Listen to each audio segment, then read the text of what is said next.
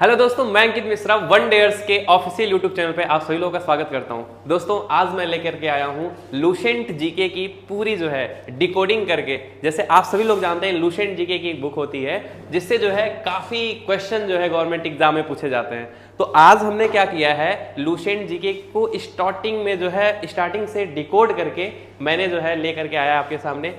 और चलिए स्टार्ट करते हैं। तो देखिए कहाँ से हमें पढ़ना है लुसेंट जीके को।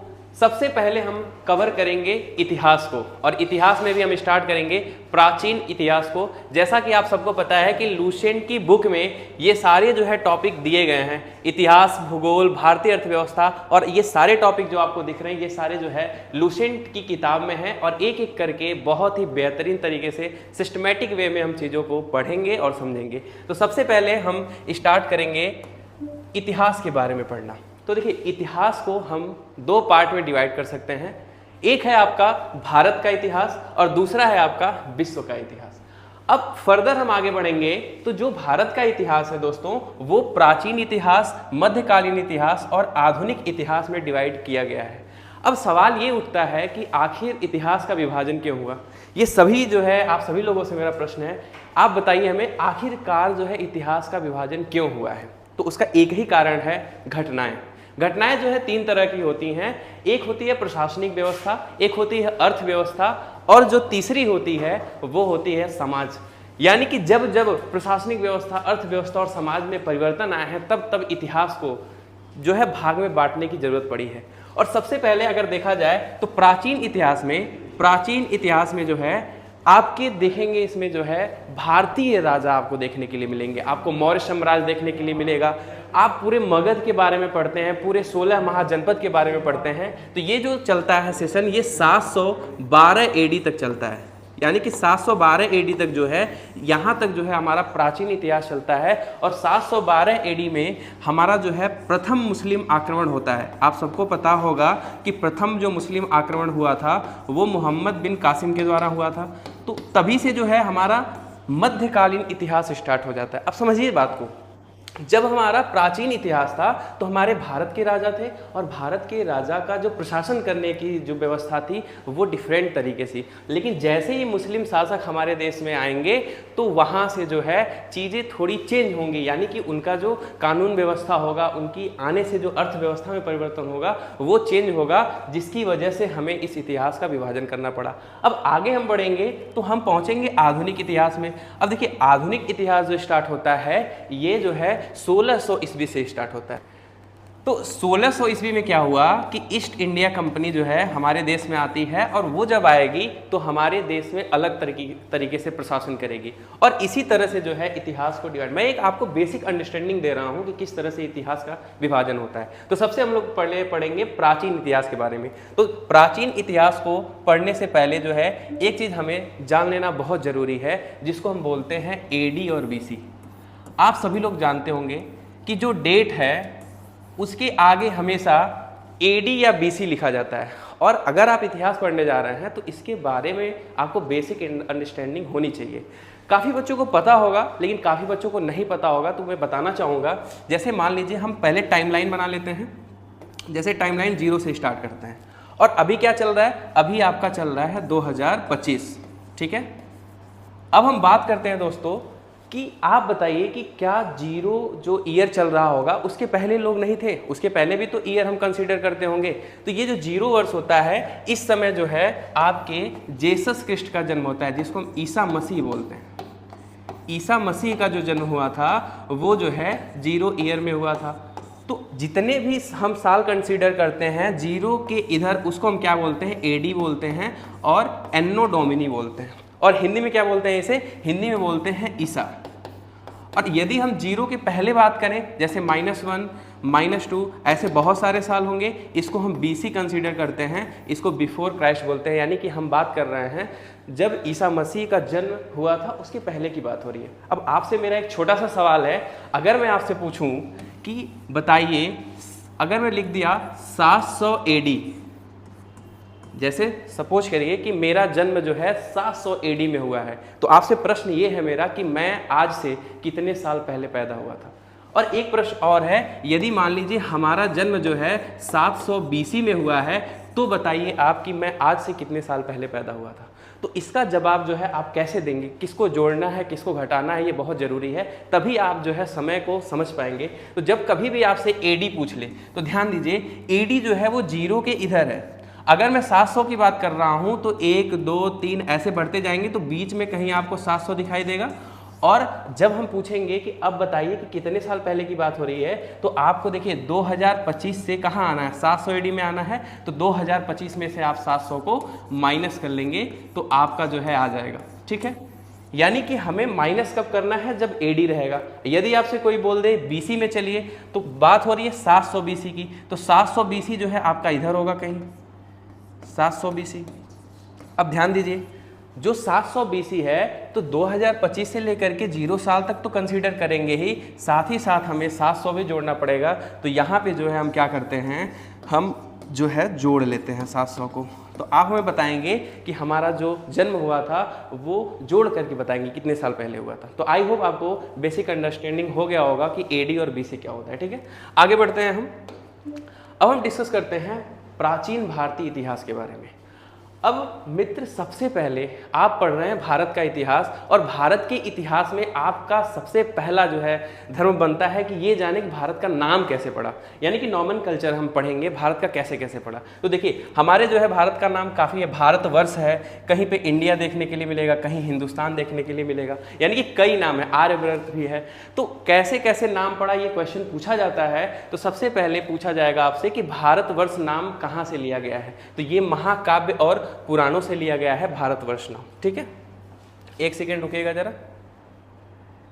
हाँ, तो महाकाव्य और पुराण से जो है भारतवर्ष नाम लिया गया है। ऐसा माना जाता है कि भरत नाम के राजा थे, उनका एक जो है कबीला हुआ करता था, और वहाँ जो है उसको हम भारत का देश कहते थे, और वहाँ के निवासियों को भारत की संतान कहते थे।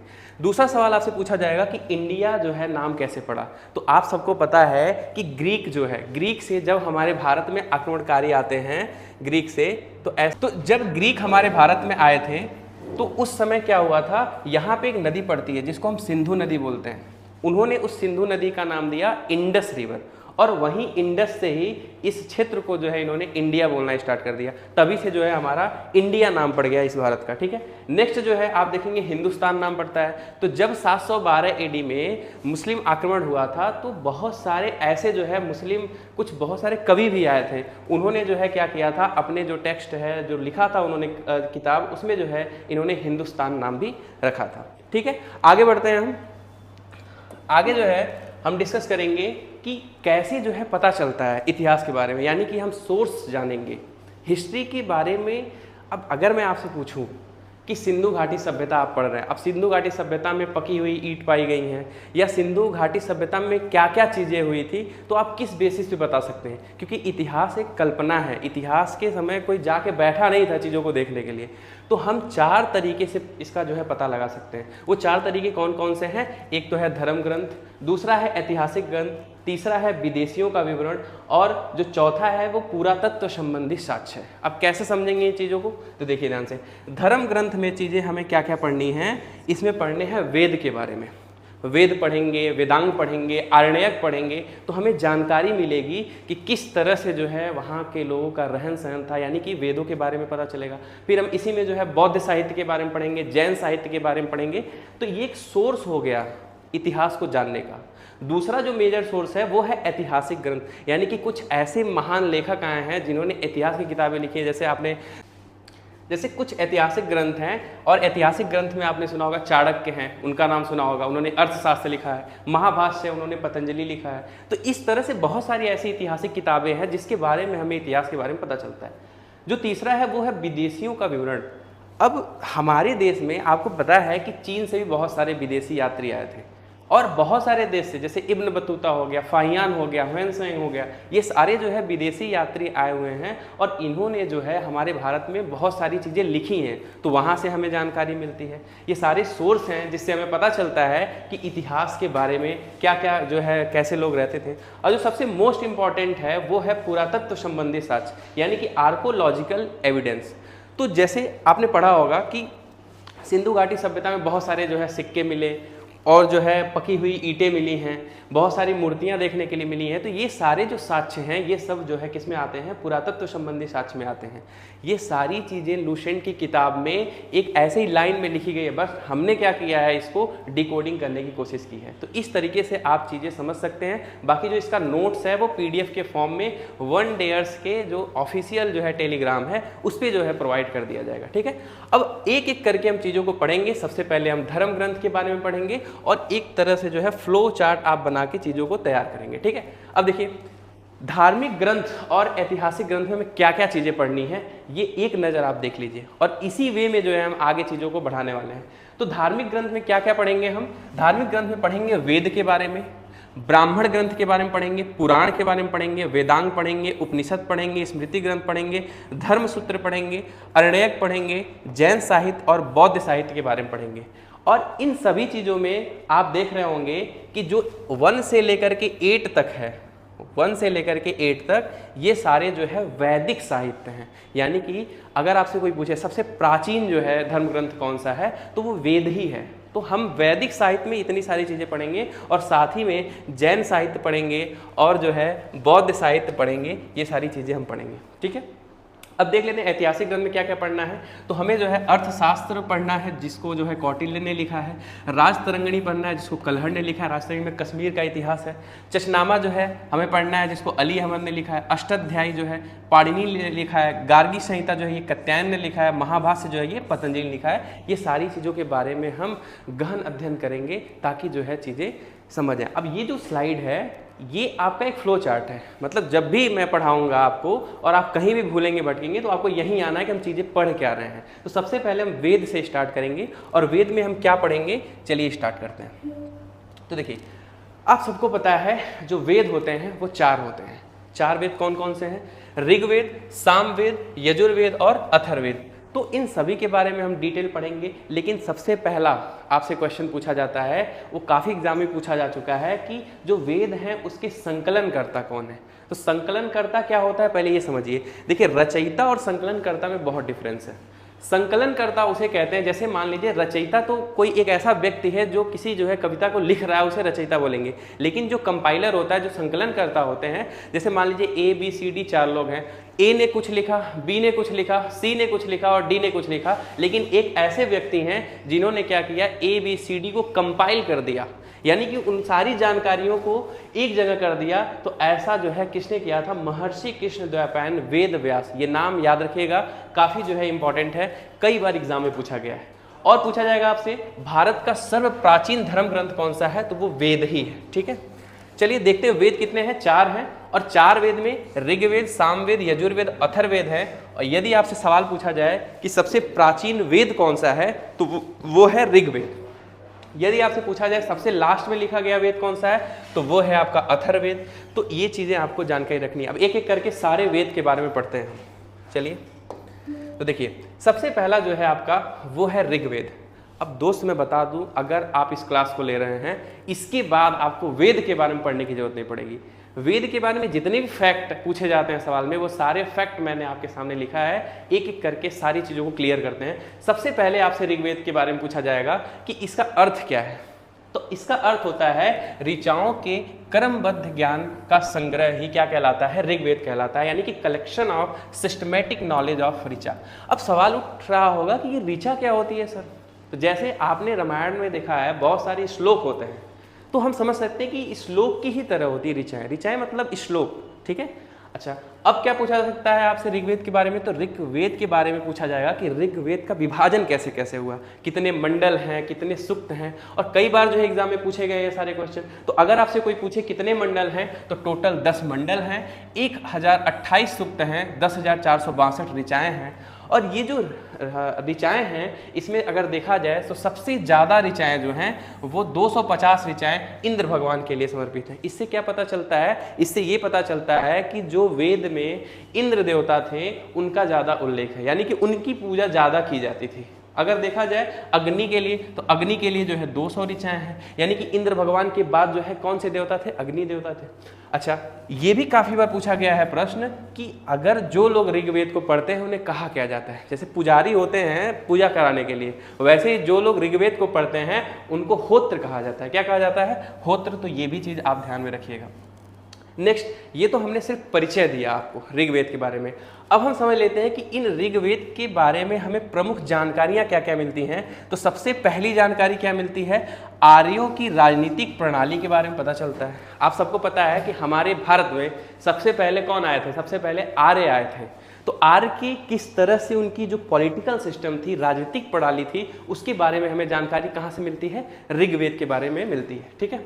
अच्छा, नेक्स्ट जो है आपसे पूछा जाता है कि ये बताइए कि जो विश्वामित्र ने जो है सूर्य देवता को समर्पित में गायत्री मंत्र का वर्णन किया है, ये किस मंडल में है। तो ये किस मंडल में है दोस्तों, 3rd मंडल में है। टोटल 10 मंडल हैं।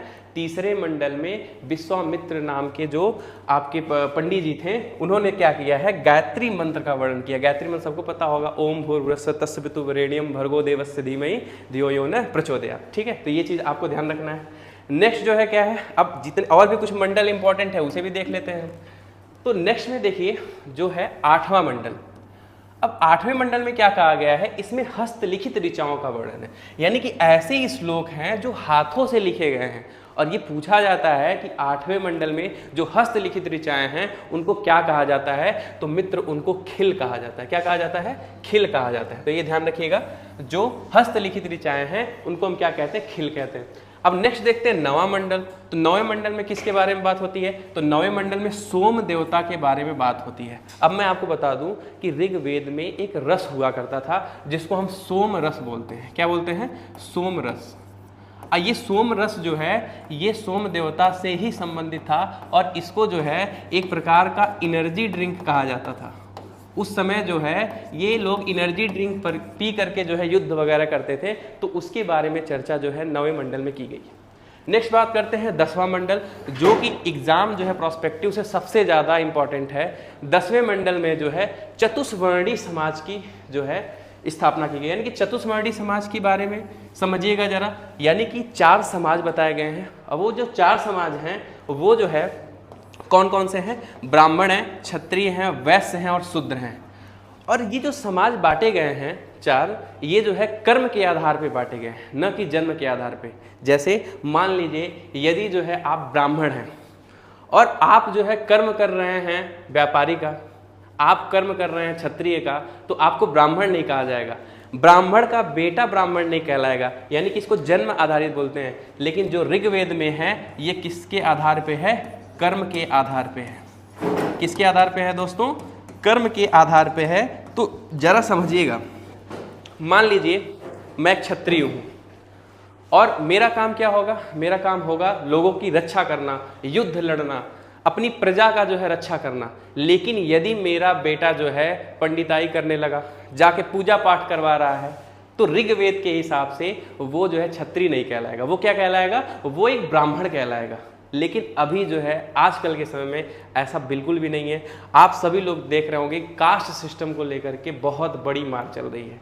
तो अब पहले क्या था और अब क्या था, काफ़ी बदलाव आपको देखने के लिए मिलेंगे। जब आप आगे पढ़ेंगे उत्तर वैदिक काल, तब वहाँ आपको जानकारी दिया जाएगा कि किस तरह से जो ये कास्ट सिस्टम है वो कर्म के आधार से सीधे सीधे पलायन कर जाती है जन्म के आधार पे। यानी कि पंडित का बेटा ही पंडित होगा, छत्री का बेटा ही छत्री होगा। तो ये जानकारी कहाँ मिलती है आपको, 10वें मंडल मिलती है। नेक्स्ट देखते हैं हम। अच्छा, सवाल आपसे ये भी पूछा जा सकता है कि ये जो 4 वर्ण के बारे में बताए गए हैं, 4 समाज के बारे में बताए गए हैं, ये किस किताब में है, तो ये धर्म सूत्र है। कौन सी किताब है, धर्म सूत्र है। और इनमें जो है इनके कर्तव्यों का वर्णन किया गया है। कर्तव्यों का वही मतलब है कि इनको कर्म के आधार पे करना। ठीक है। अच्छा, एक नोट जो है लिखा गया है, जो कि आपको लुसेंट की किताब में भी देखने के लिए मिलेगा कि ऋग्वेद के बाद जो है शतपथ ब्राह्मण का स्थान है। किसका स्थान है दोस्तों? शतपथ ब्राह्मण का स्थान है। यानी कि ऋग्वेद के बाद क्या आता है? सामवेद आता है, लेकिन उसी के बीच में शतपथ ब्राह्मण के बारे में भी जानकारी दी गई है, तो ये भी चीज़ आप ध्यान रखिएगा। नेक्स्ट हम बात करते हैं सामवेद के बारे में। तो हमने ऋग्वेद को बहुत अच्छे से पढ़ा, इसके बाहर कोई भी क्वेश्चन ऐसा नहीं होगा जो आपसे पूछा जाएगा और आप जो है उसे आंसर ना करके आए। तो अब हम पढ़ते हैं सामवेद के बारे में। तो देखिए, जो सामवेद की शुरुआत हुई वो कैसे हुई जरा समझिएगा। सामवेद जो है अब 10,462 ऋचाएँ थी।